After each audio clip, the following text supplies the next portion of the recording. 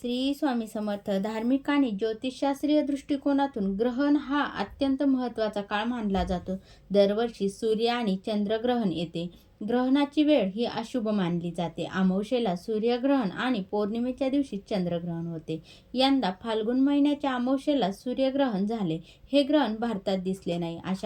अशा वेळेस देशात सूर्यग्रहणाच्या सूतक कालावधीचाही विचार केला गेला नाही. आता फाल्गुन महिन्यात चंद्रग्रहण होणार आहेत. आता यावर्षी 2026 मध्ये फाल्गुन महिन्याची पौर्णिमा ही 3 मार्च रोजी आहे. या दिवशी चंद्रग्रहण होणार आहे. हे वर्षातील सर्वात मोठे चंद्रग्रहण असेल. या ग्रहणाचा कालावधी 3 तास 27 मिनिटे असणार आहेत. हे ग्रहण सिंह आणि पूर्वा फाल्गुनी नक्षत्रात होणार आहेत. हे ग्रहण भारतात दिसणार आहेत. त्यामुळे या काळाला सूतक काळ देखील मानला जातो. चंद्रग्रहण हा खगोलीय दृष्ट्या पृथ्वी, सूर्य आणि चंद्र यांच्या मध्यभागी येऊन चंद्रावर सावली पडण्याची घटना आहे. धार्मिक आणि पारंपरिक दृष्टिकोनातून ग्रहण काळाला सूतकाचा काळ मानला जातो. त्यामुळे काही विशिष्ट काळजी घेणे आवश्यक आहे. ग्रहण सुरू होण्यापूर्वी घरातील स्वच्छता करून अन्नपदार्थ झाकून ठेवणे शुभ मानले जाते. ग्रहणाच्या काळात नवीन अन्न शिजवणे, खाणे पिणे किंवा घराबाहेर जाणे, जास्त वेळ राहणे टाळावे. काही लोक ग्रहणात पूजा, जप किंवा मंत्रोच्चार करतात, कारण हा वेळ आध्यात्मिक साधनेसाठी अनुकूल मानला जातो. तर बघा, चंद्रग्रहणाच्या वेळी प्रार्थना करणे, देवी देवतांचे स्मरण करणे, हळदी कुंकू, दीप किंवा अगरबत्ती लावणे शुभ ठरते. शक्य असल्यास ग्रहण संपल्यानंतर घरातील जे पाणी आहे तर ते उकळवून स्वच्छता करावी आणि उरलेले अन्नपदार्थ हे आपण टाकून द्यावे.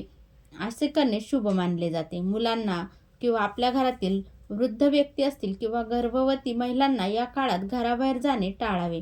असे सांगितले जाते की ग्रहण हा वेळ ध्यान, योग, जप आणि आध्यात्मिक अभ्यासासाठी आदर्श मानला जातो, कारण या काळात मानसिक ऊर्जा अधिक संवेदनशील आणि शुद्ध राहते.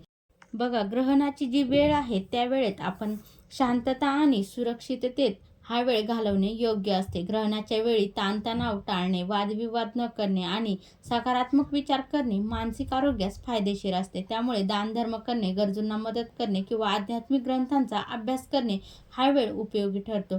त्यामुळे या सर्व काळामध्ये याची काळजी घेणे, घरात सकारात्मक ऊर्जा टिकवून ठेवणे आपल्या आरोग्यासाठी ते फायदेशीर ठरते.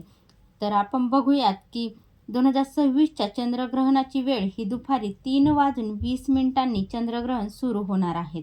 हे चंद्रग्रहण संध्याकाळी 6:47 संपणार आहे. तोपर्यंत हे चंद्रग्रहण चालणार आहे. 6:47 पर्यंत हे चंद्रग्रहण चालेल. चंद्रग्रहणाचा सूतक कालावधी ग्रहणाच्या 9 तास आधी होतो. अशा परिस्थितीत भारतात सकाळी 6:20 पासून वर्षाचे पहिले चंद्रग्रहण सुरू होईल. त्यानंतर संध्याकाळी ग्रहणाचा समारोप होऊन सूतक कालावधीही संध्याकाळी 6:47 संपेल. चंद्रग्रहणाचा सूतक काळ सुरू होण्यापूर्वी देवाच्या मंदिराला पडद्याने झाकून ठेवावे. सूतकाच्या वेळी आपल्या देवांच्या मंत्रांचा जप करत राहा. सूतक सुरू होण्यापूर्वी अन्नपदार्थांमध्ये तुळशीची पाने घालावीत, जेणेकरून अन्न नंतर खाल्ले जाऊ शकेल. विशेषतः ग्रहणाच्या वेळी ब्रह्मचर्याचे पालन करा. ग्रहणाच्या सूतक काळात कोणत्याही प्रकारची पूजा करू नये. चंद्रग्रहणाच्या वेळी घराबाहेर पडू नका.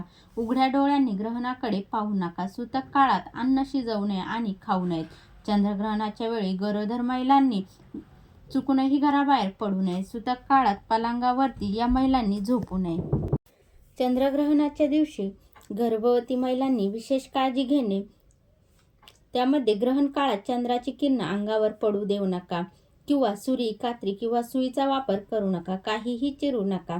या काळात ओम सोमाय नमः किंवा ओम नमो भगवते वासुदेवाय नमः या मंत्राचा जप करा. ग्रहण काळात केलेले जप 1000 पटीने जास्त फळ देते. तसेच ग्रहण काळामध्ये कोणतेही शुभ कार्य किंवा देवांची पूजा ही केली जात नाही. तर अशा प्रकारे आपण चंद्रग्रहणाच्या दिवशी या नियमांचे पालन करायचे आहेत. व्हिडिओ आवडल्यास लाईक, शेअर, कमेंट करा. चॅनलवरती नवीन असाल तर चॅनलला सबस्क्राईब करा. श्री स्वामी समर्थ. जय जय स्वामी समर्थ.